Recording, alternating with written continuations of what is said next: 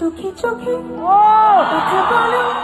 কলকাতায় হয়ে গেল সুনিধির বহুল প্রতীক্ষিত কনসার্ট, কিন্তু এবার গান নয় বরং পোশাক বিতর্কে সরগরম হয়ে উঠেছে সামাজিক যোগাযোগ মাধ্যম। বুধবার অ্যাকোয়াটিক গ্রাউন্ডে আয়োজিত মেগা কনসার্টে শুরু থেকেই দুর্দান্ত পারফরমেন্সে দর্শকদের মাতিয়ে রাখছিলেন সুনিধি। তবে অনুষ্ঠান শেষে ভাইরাল হওয়া ভিডিও ঘিরেই শুরু হয় বিতর্ক। সেই রাতে লাল রঙের ফ্রিল দেওয়া নেট পোশাকে মঞ্চে ওঠেন সুনিধি।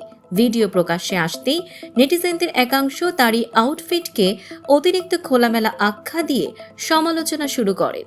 কমেন্ট বক্স ভরে যায় নানা কটূক্তি ও প্রশ্নে। তবে সমালোচনার বিপরীতে সুনিধির পাশে দাঁড়িয়েছেন অসংখ্য ভক্ত। তাদের দাবি পুরো বিষয়টি ক্যামেরার অ্যাঙ্গেল ও ভুল ব্যাখ্যার ফল, বাস্তবে এতটা বিতর্কের কিছুই নেই। এদিকে পোশাক বিতর্কের মাঝেও আলোচনায় এসেছে তার পেশাদারিত্ব।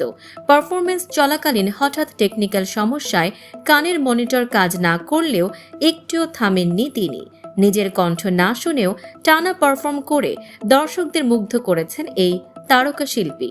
সব মিলিয়ে গান নয়, এই কনসার্ট যেন এখন আলোচনায় বোল্ড লুক বনাম পেশাদারিত্বের দ্বৈরথে।